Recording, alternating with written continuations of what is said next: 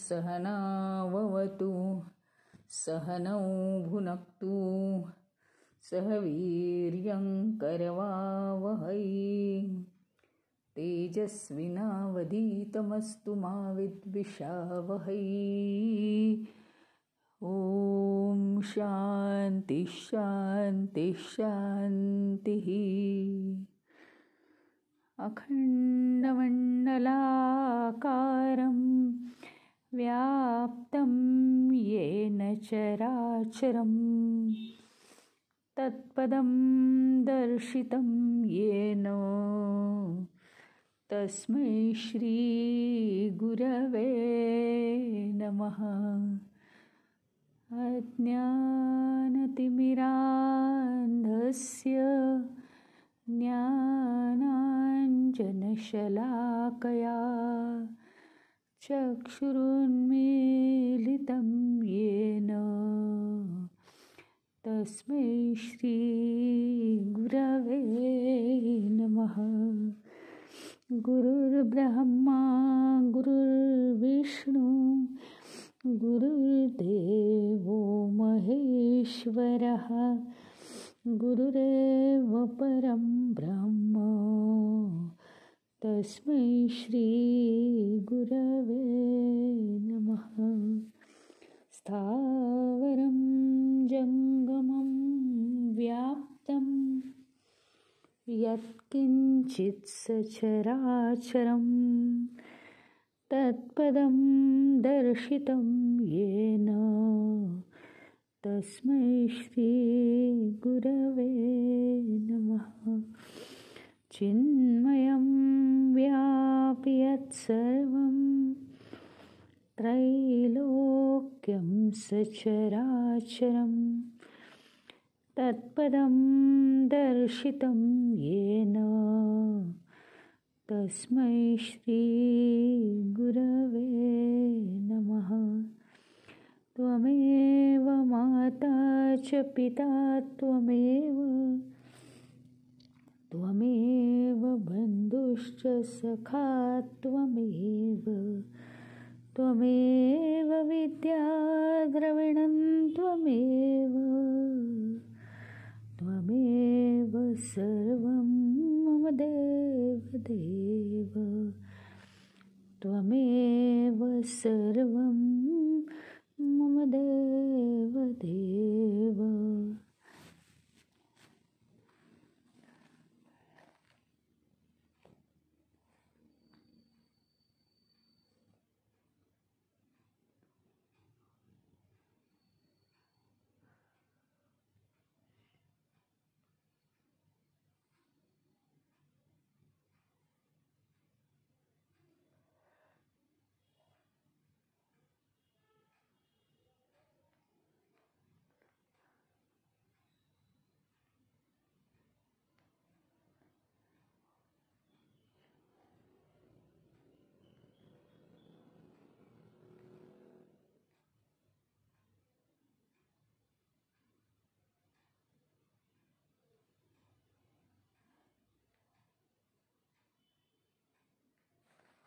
आता काल आपण बघितलं सगळ्याला काय आहे, निर्मिती आहे आणि नाश आहे. हा सगळ्यात महत्त्वाचा कालचा विषय. मग निर्मिती आहे आणि नाश आहे, मग आम्हाला पुनर्जन्म का, हा प्रश्न पडेल तुम्हाला. नाश आहे तर नाश का नाही होत. त्याचा एक महत्त्वाचा मुद्दा असा आहे की हळूहळू तो नाश होतो. म्हणजे काय होतं, रूप बदलतं, पण काय होतं, त्याचे काही काही गुण तेच राहतात. पूर्णपणे नाश होत नाही. त्यामुळे आपल्याला त्याचे परिणाम भोगावे लागतात. काय आहे, आपण ह्या ज्या भाज्या आहेत ना, भाज्या शिजवतो बघा तुम्ही, भाज्या शिजवतो त्याच्यात सगळं आपण घालतो. तिखट घालतो, मीठ घालतो, मसाला घालतो, कशात काय जिरं घालतो, कशात काय काय काय वेगवेगळं घालतो आपण. ज्याच्यात ज्याची जरुरी आहे ते सगळं घालतो. आणि घातल्यानंतर काय होतं, त्याची चव बदलते. सगळं झालं, कबूल आहे, त्याचं स्वरूप बदललं. कुठलीही भाजी घ्या, मग फळभाजी घ्या, पालेभाजी घ्या, तर त्याचं स्वरूप बदललं. पण तरीसुद्धा त्या भाजीचे गुणधर्म कायम राहिले की नाही. म्हणजे ज्या आरोग्याच्या ज्या दृष्टीने पालक खाल्ली जाते त्या दृष्टीने पालकच खाल्ली जाते. किंवा कोणतीही भाजी आहे, फ्लॉवर आहे, कोबी आहे, त्याचे गुणधर्म तसेच कायम राहतात. असं काही कधी झालं नाही की फ्लॉवरला मेथीची चव प्राप्त झाली शिजल्यानंतर, असं नाही आहे. सरबत आहे, लिंबाचं सरबत, तर लिंबू पिळलं आपण, मग लिंबाने स्वतःचा आंबटपणा पाण्यात सोडला आणि त्यांनी काय केलं तर साखर, मीठ यांचे गुणधर्म घेतले आणि त्याचा गुणधर्म कमी झाला, पण लिंबाचा गुणधर्म तोच राहिला आहे. थंडगार आपल्याला वाटावं, बरं वाटावं, शांत वाटावं, असं ते लिंबू आहे. ते अगदी जहरी आंबट असतं, त्याचं ते कमी झालं तो हे आंबटपणा. ह्याच्या पलीकडे काही नाही आहे. म्हणजे त्याचे मूळ स्वभाव जरी बदल झाले या विश्वामध्ये, तरीसुद्धा होतंय काय, त्याचे सगळे परिणाम मागे ठेवून ते बदलतंय. आणि म्हणून हा खेळ पटकन संपत नाहीये. नाहीतर काय, जन्म झाला आणि त्याचा नाश झाला, मग देहाबरोबर सगळंच जायला हवं होतं, मग पुनर्जन्म हवाय कशाला? तसं नाही होते ना.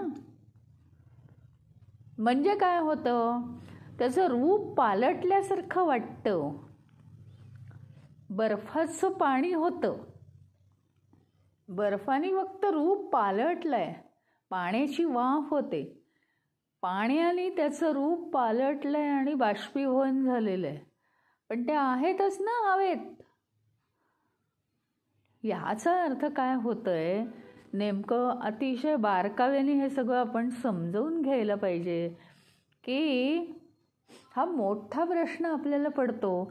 सगळ्याची निर्मिती आणि सगळ्याचा जर नाश आहे, तर आम्ही हे कुठनं मानायचं की परत आम्हाला जन्म आहे, पुनर्जन्म का आहे? मग त्याचं हे एक मूळ कारण आहे की प्रत्येक वेळी आधीची जी अवस्था आहे त्या अवस्थेचे काहीतरी गुणधर्म कायम राहत आहेत आणि मग त्याचं रूपांतरण होत आहे. म्हणजे ती अवस्था आपल्याला दिसत नाही आहे, पण त्याचं रूपांतर झालेलं आहे आणि त्याचे परिणाम दुसऱ्या अवस्थेत गेल्यावर सुद्धा काही अंशी त्याचे परिणाम राहत आहेत. प्रत्येकच जसं पदार्थांचं आहे, कधीच पालकची भाजी ही कधीच एकदम कोबीच्या भाजीसारखी होणार नाही. त्याचे परिणाम आहेत शिजल्यावर सुद्धा आणि त्याच्यात विविध गोष्टी टाकल्यावर सुद्धा. तसं आपल्या जन्माचं सुद्धा असंच झालेलं आहे की दिसायला जरी तो देह दिसला नाही आणि त्यांनी वेगळं रूप घेतलं, वेगळे गुण घेतले, वेगळ्या अवस्थेत तो देह जरी दिसला तरी काय आहे की त्याचे गुणधर्म कायम राहत आहेत.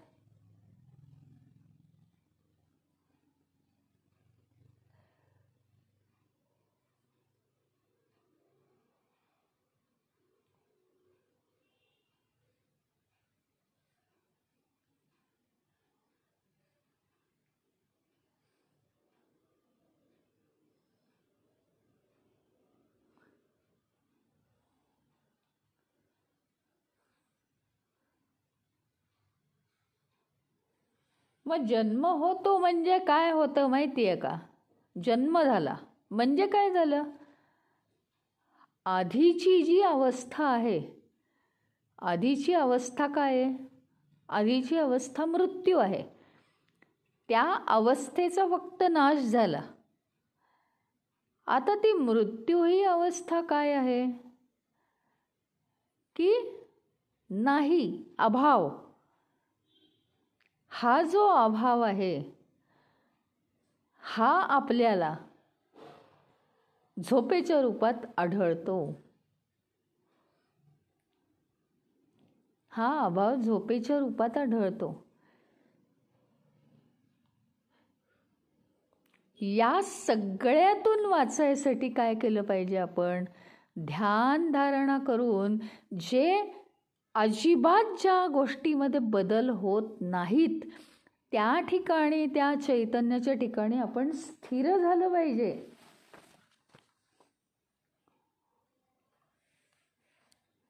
जिथे कधीही बदल होत नाहीत मग तिथे आपल्याला त्रास नाही आहे.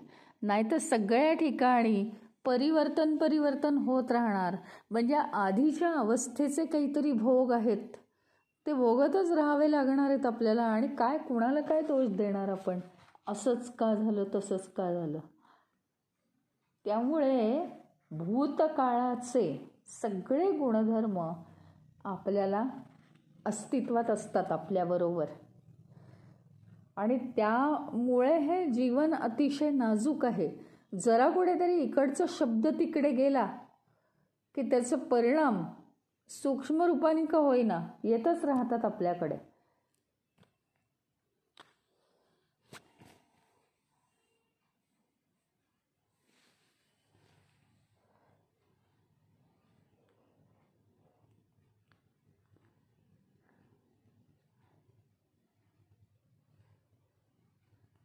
मग आता पुढे जाऊन ते काय सांगतात?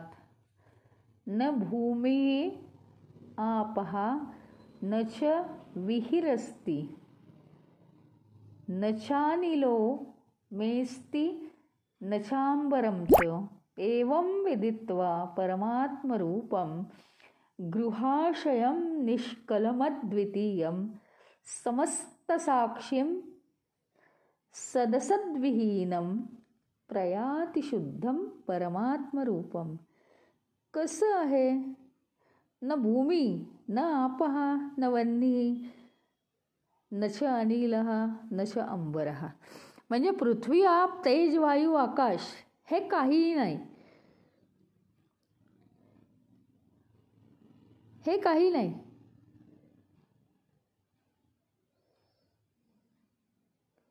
असं नसलेलं, असं ते परब्रह्म आहे.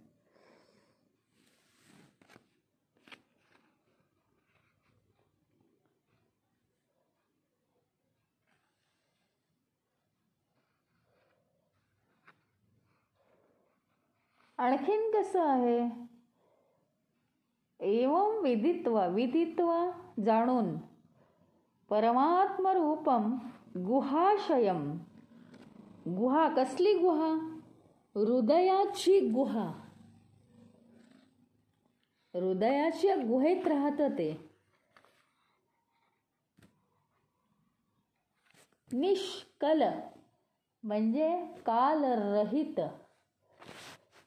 त्याला काळ नाहीये, कसलाही काळ नाही. त्याच्यामुळे बदल नाहीच आहेत त्याच्यात आणि काळाचा काही परिणाम नाही. अद्वितीयम आहे ते. त्याच्यासारखा दुसरा कोणीही नाही. समस्त साक्षी, सर्वांचा साक्षी. सद असत विहीनम, म्हणजे आतापर्यंत समजण्यासाठी हां ते सत्य आहे म्हणून ते सत आणि बाकी सगळं असत, पण तिथे सत आणि असत हे सुद्धा नाही. सत असत विहीनम प्रयाति शुद्धम परमात्मरूपम. असं परमात्मरूप जे आहे ते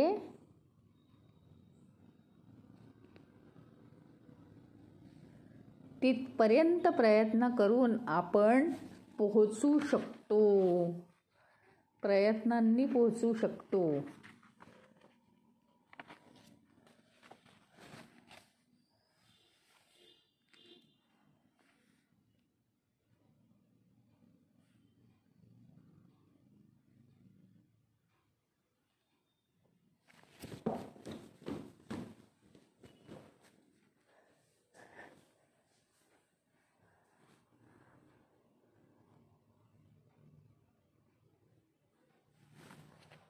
एवढ्यासाठीच दिलेलं आहे की कोणत्याही सगळ्या ज्या कल्पना आहेत आपल्या मनातल्या, त्या कोणत्याही कल्पनेत हे बसत नाही. कारण सगळ्यात पहिली अट काय आहे इथे की पंचमहाभूतांपैकी एकही ते नाहीच आहे, सगळ्यात पहिली गोष्ट. आणि आपण तर स्वतः पंचमहाभूत, आपली बुद्धीसुद्धा पंचमहाभूतात्मकच आहे, जरी सूक्ष्म असली तरी. त्याच्यामुळे ते आपल्या विचारसरणीत ते बसत नाही. पण तरीसुद्धा ते कसं आहे, पंचमहाभूतांमध्ये बसणारं नाही. पंचमहाभूतं कशी आहेत? पृथ्वी, आप, तेज, वायू, आकाश, म्हणजे स्थूलाकडून सूक्ष्माकडे गेलेली आहेत.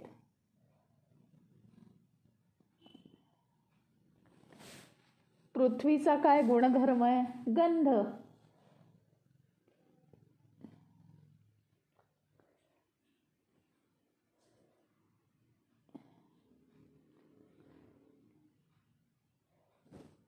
आणि पृथ्वीमध्ये ही सगळी महाभूतं आहेतच. गंध, वास, चव, स्पर्श हे सगळं आपण करू शकतो. आणि आकाशाचा गुणधर्म शब्द किंवा आवाज, ही सगळ्या संकल्पना काय आहेत? पुन्हा पुन्हा स्पष्ट करून सांगितलेलं आहे हे, वेगवेगळं करून, की बुद्धीपर्यंत त्या आहेत. म्हणजे या सर्व क्षेत्रात आपली बुद्धी चालते. म्हणजे काय, जोपर्यंत आपण बुद्धीशी एकरूप होऊ तोपर्यंत या सगळ्या गोष्टी आपल्याला समजू शकतात. कुठल्या? पंचमहाभूतात्मक या पृथ्वी तलावरच्या सगळ्या.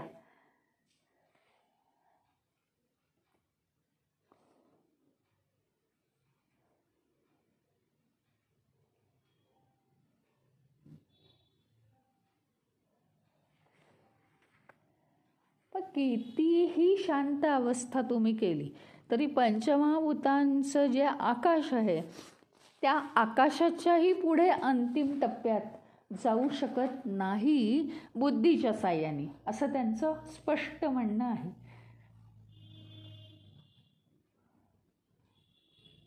पण तरीसुद्धा प्रयत्न करायला हरकत नाही. मग स्थूलाकडून तुम्ही सूक्ष्माकडे नक्कीच जाऊ शकता आणि सूक्ष्माहून अतिसूक्ष्माकडे मग जाता येईल हळूहळू. हां,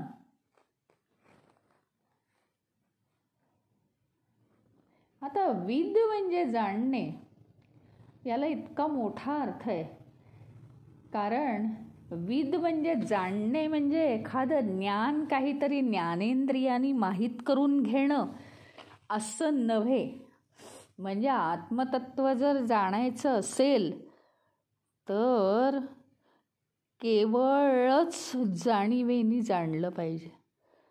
आणि तिथे देह, मन, बुद्धी काहीही शिल्लक राहत नाही.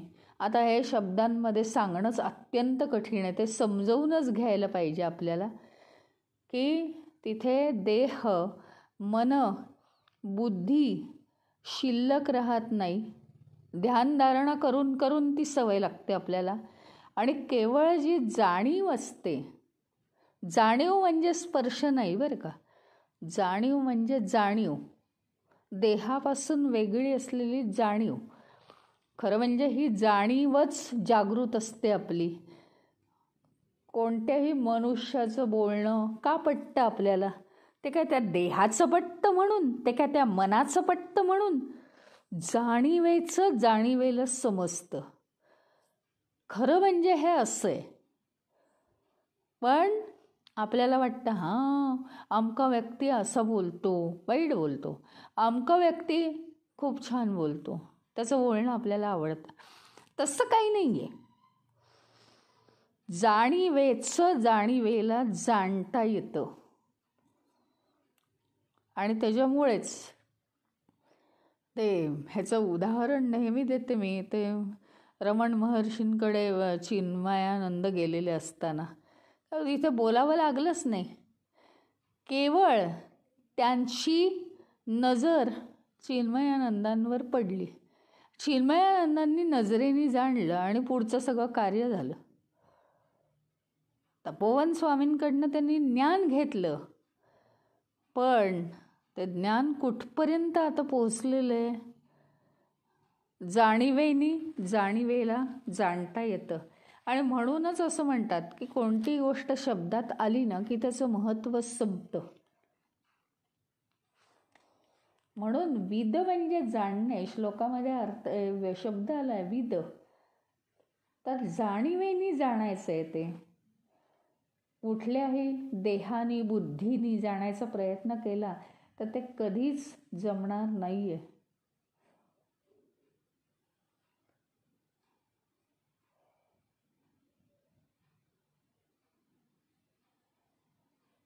आणि मग ते परमतत्व कसं आहे? अद्वितीय आहे.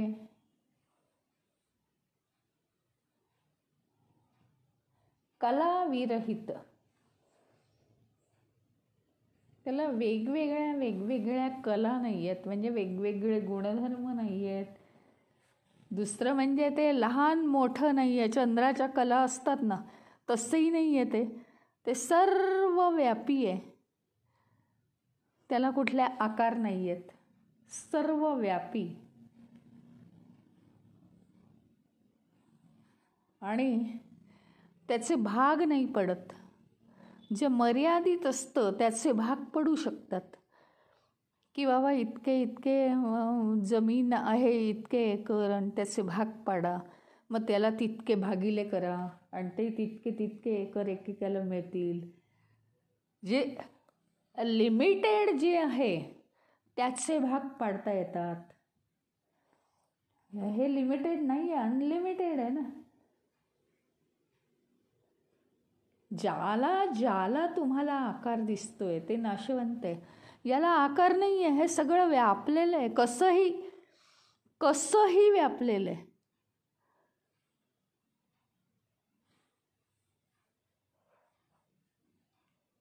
जास्तीत जास्त आत्मतत्वाचं वर्णन करून त्याच्यापर्यंत जाण्याचा प्रयत्न केलेला आहे. अविनाशी आहे ते. त्याच्या कुठल्याही स्थितीत नाश होत नाही, कारण परिवर्तन नाहीच आहेत त्याला.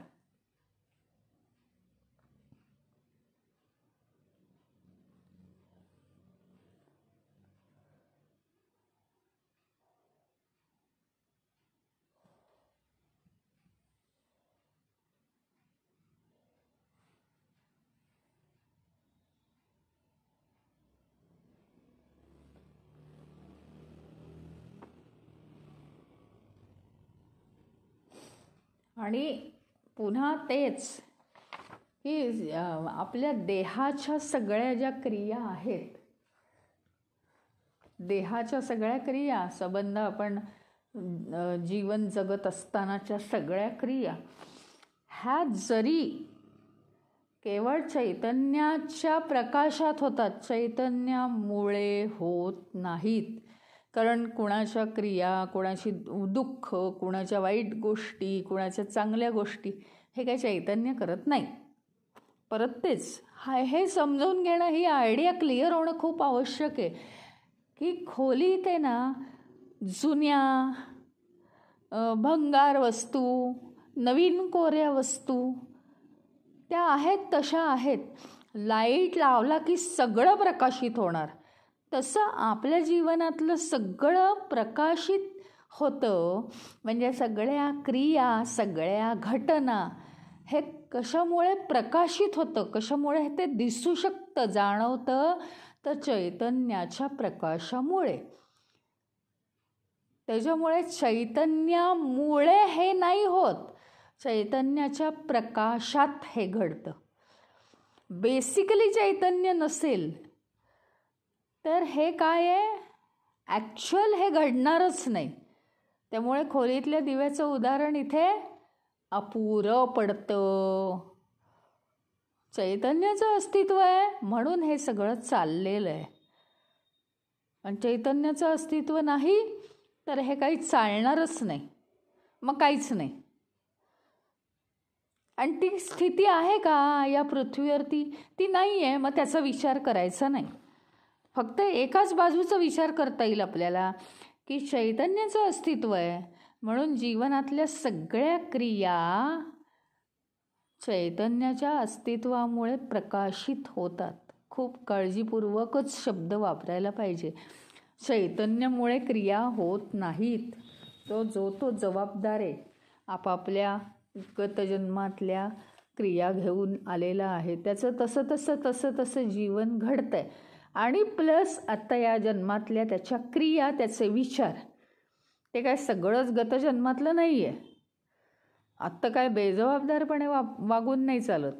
याही जन्मातले परिणाम आहेतच, पण गतजन्मातले सुद्धा परिणाम आहेत. हे फक्त नुसतं चैतन्याच्या प्रकाशामुळे प्रकाशित होतं आहे.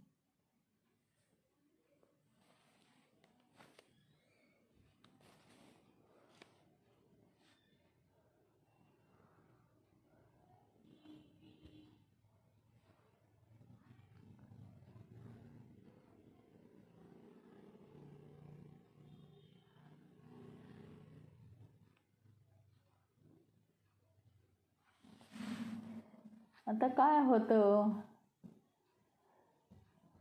आपल्या मनातले विचार, थोडं पुढे जाऊ आपण की आपल्या जीवनातल्या क्रिया, ठीक आहे, देहाच्या क्रिया, इंद्रियांच्या क्रिया, पण आपल्या मनातले विचारसुद्धा तेच प्रकाशित करतं.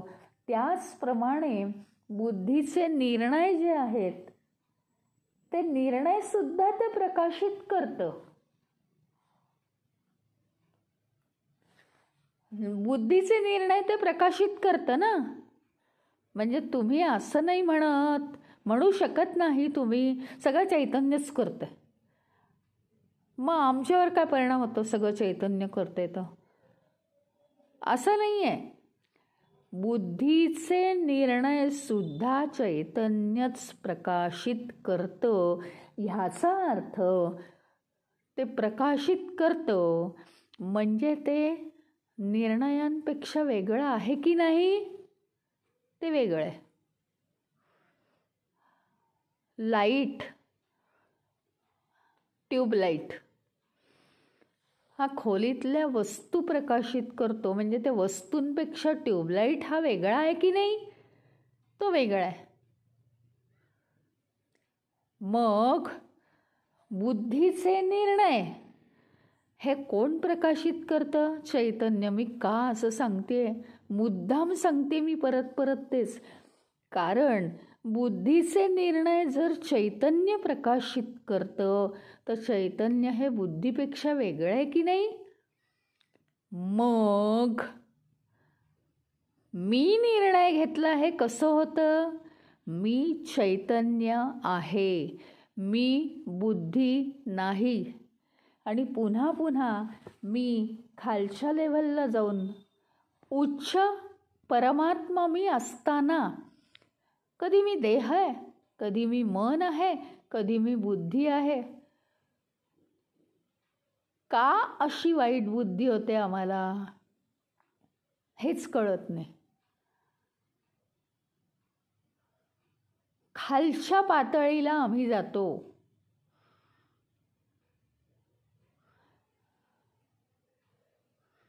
आणि ते बरोबर नाहीये. ते तर जाऊच दे, पण आमचं अज्ञान आहे की नाही. केवळ मी मी मी हा जो अहंकार आपल्याला जडलेला आहे, तो अहंकार कधी देहामध्ये बसतो आणि मी म्हणतो, कधी मनात, आणि तर कधी बुद्धीत. तो अहंकारच बसतो. परंतु खरोखरी मी या गोष्टीवर प्रेम असेल आपलं, तर मी म्हणजे ते चैतन्य आहे.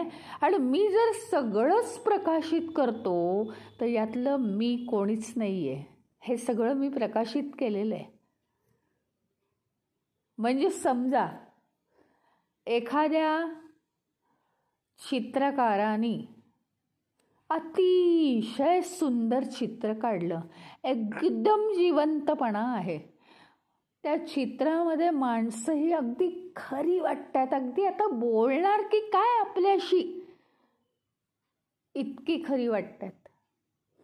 इतकं सुंदर चित्र काढलेलं आहे.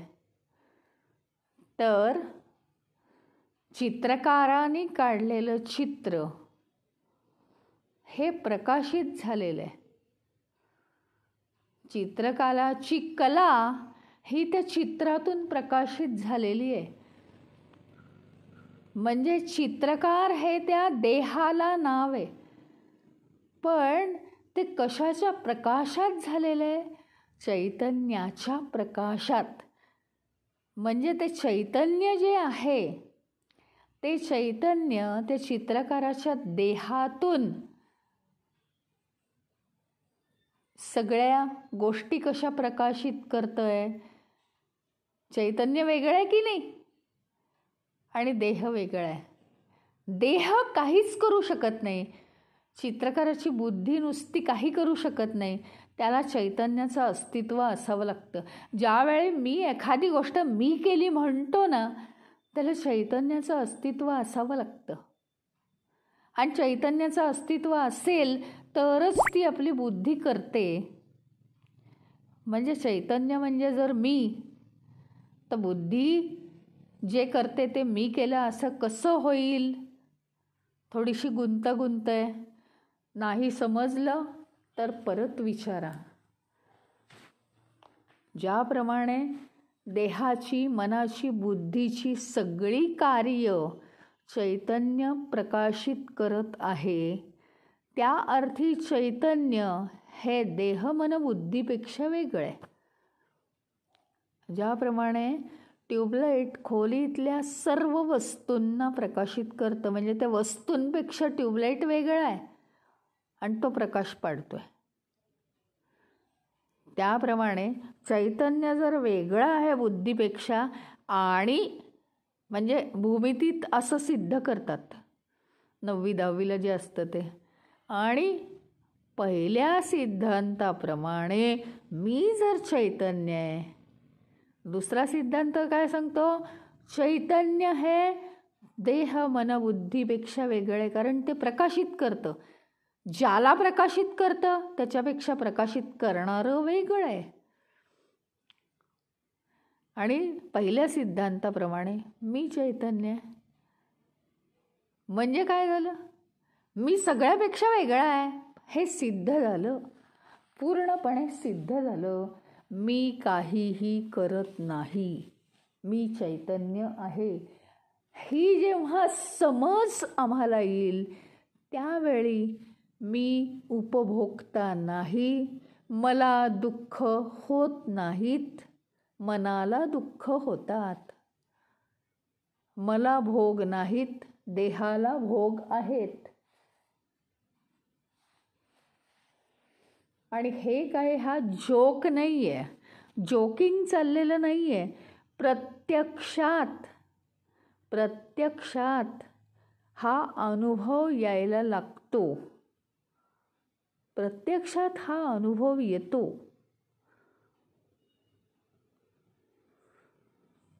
की आपण जसं लोकांचं बघतो, काय काय बातम्या असतात. हो, या अमक्याचा सत्कार झाला, हे कसं बघतो अलिप्तपणाने. हो, तमका आजारी आहे, हे कसं बघतो अलिप्तपणाने बघतो.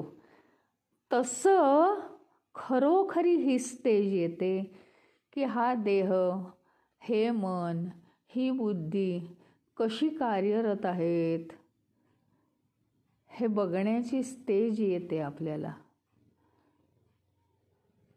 आणि अशी कित्येक उदाहरणं आहेत का ज्ञानेश्वर माऊली देह सोडायला तयार झाले, कारण देह मी नाही ही इतकी संकल्पना रुजली. घाबरू नका, तुमचं आमचं तसं होणारच नाही आहे. वासना खूप आहेत आमच्या. वासना असल्यामुळे आम्ही निर्धास्त आहोत. माऊलींचं सगळं वेगळंच होतं, फक्त उदाहरण घेतलं मी की का ती स्टेज आली. त्याचं कारणच एवढं आहे की देह हा पूर्णपणे माझ्यापेक्षा वेगळा आहे. हे आपल्याला जाणीव व्हायला लागते त्याची.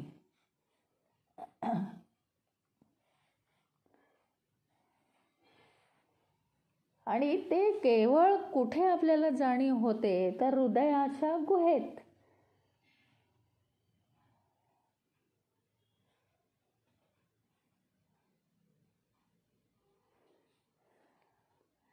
म्हणजे काय, आता बघा ना, हा प्रश्न पडेल ना की अरे मग काय ते चैतन्य सगळीकडेच आहे ना, आपल्या देहामध्ये, मनामध्ये, बुद्धीमध्ये.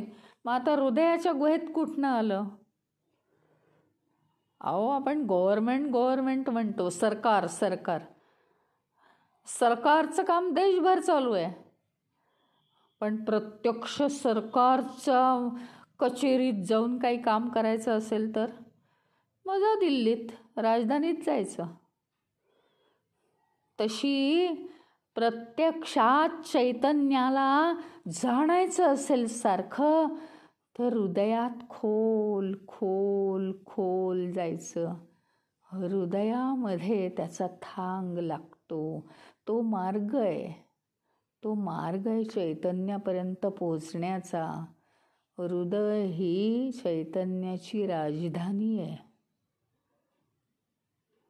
आणि तिथे सतत शिवलिंगावर सतत अभिषेक झाला पाहिजे जाणीवेचा. चैतन्याला शोधायचं आहे, सतत तिथे जाणीवेचा अभिषेक व्हायला पाहिजे. तर ते चैतन्य जागृत होईल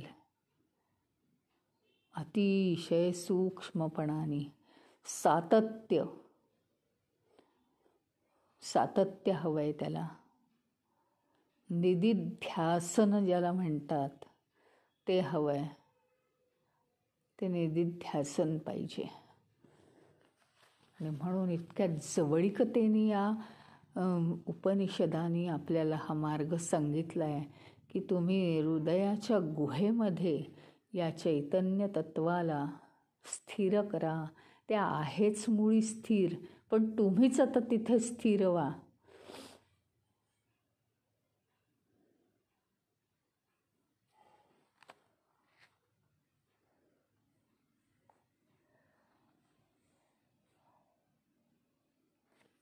आणि याला काय काय मदत करतं?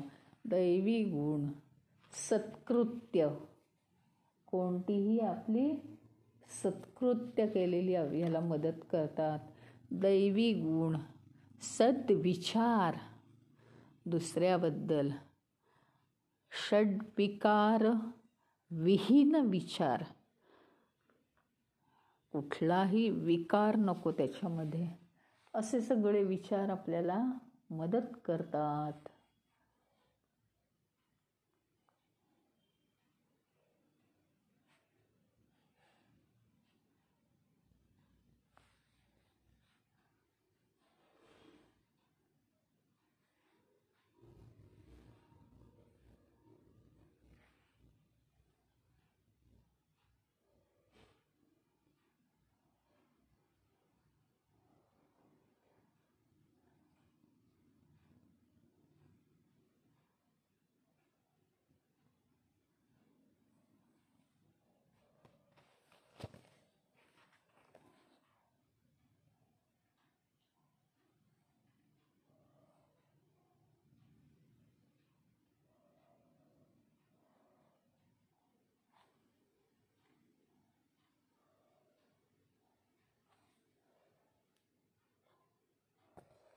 अशा रीतीने हे उपनिषद इथे संपलेलं असतं.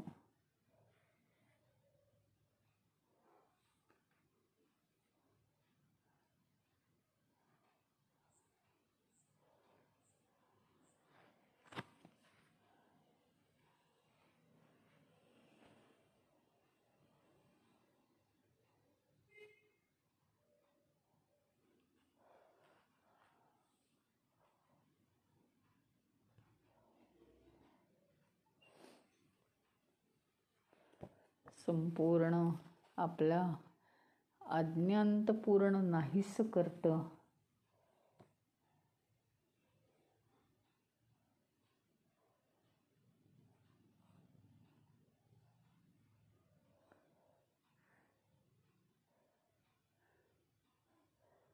पुनर्जन्माचा अनुभवाचा नाश करून टाकतं.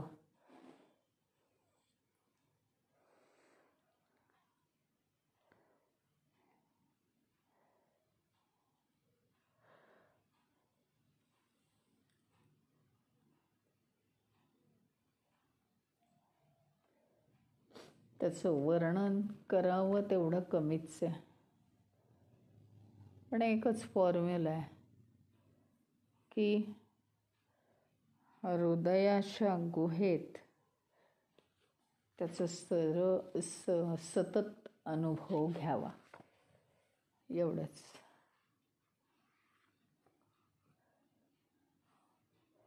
अशा रीतीने कैवल्य उपनिषद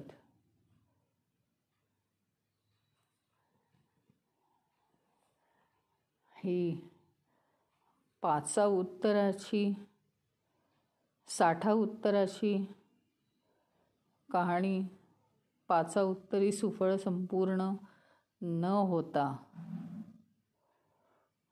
ते आपल्या आतमध्ये मुरलं पाहिजे. कहाणी राहता कामा नये. तर पुढचं उपनिषद आपल्याला भावेल. आणि आता तुम्हाला समजेल, म्हणजे आपण छोटे छोटे शब्दात नोट्स लिहिल्या तर कसे आपली जी जाणीवेची कक्षा आहे ती कशी चढत जाते हे तुम्हाला जाणवेल.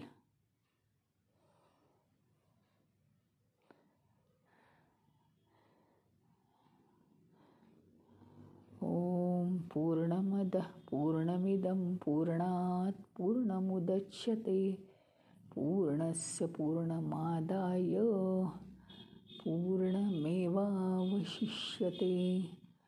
ओम शांति शांति शांति.